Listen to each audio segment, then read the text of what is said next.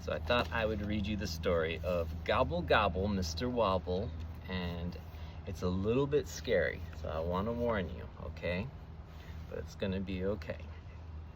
So word traveled quickly on the farm that grand Thanksgiving Day feast was Thursday, just a few days away, and Farmer Joe came to the barn to share the news with Wobble the Turkey. This year we'll be having you for dinner. It's time you got ready, Farmer Joe said with a smile. And you can see Mr. Gobble and Mr. Wobble is excited, but everyone else around him looks worried. Wobble couldn't believe it. His eyes popped open. He shook all over. "I'm the dinner guest?" he exclaimed with joy. He sprang into a happy dance, flapping his feathers and creating quite the dust storm. This would be the first Thanksgiving Day feast. He wanted to be ready.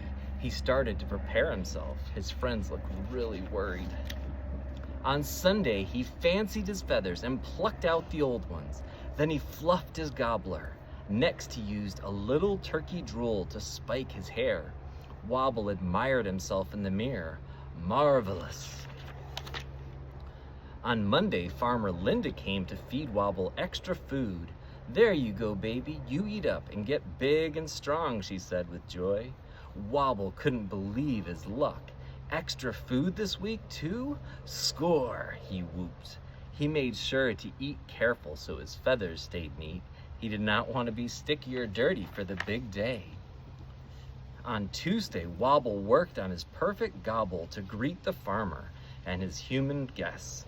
First, he sang a few warm-up songs about some farmer called Old MacDonald, and next he let out the loudest gobble that startled the cows to moo, which made the ducks quack, and the barn got loud. On Wednesday, Wobble planned to go to sleep nice and early. He was ready to celebrate a day of giving and love. Wobble finished reading his book about good table manners, and then he said a little prayer. "I'm so thankful to be the dinner guest. I love Thanksgiving."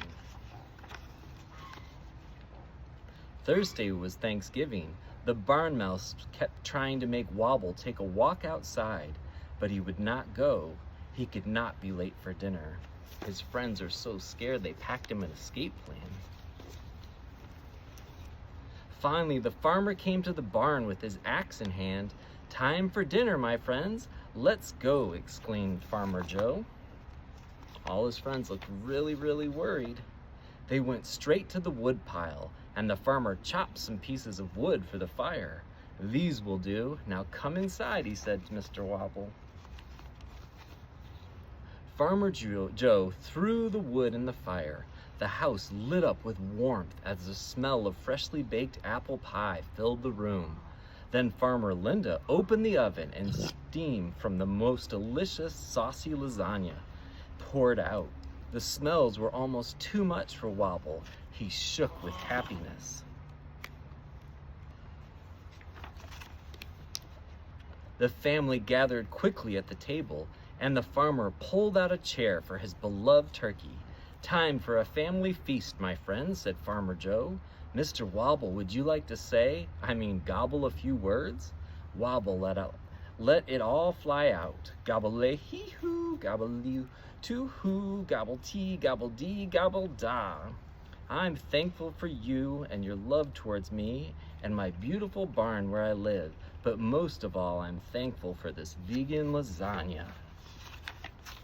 Happy Thanksgiving, and you can fuel up with fruit. Seeds make you strong. Got greens? Go nuts for nuts. You're drooling on the book. So this is a book called Gobble Gobble Mr. Wobble by Becky Cummings. And it has some recipes for some vegan Thanksgiving food in the back, but thought we would share this with Thanksgiving coming up. So thanks for listening, beautiful. Mwah. Oh, I love you.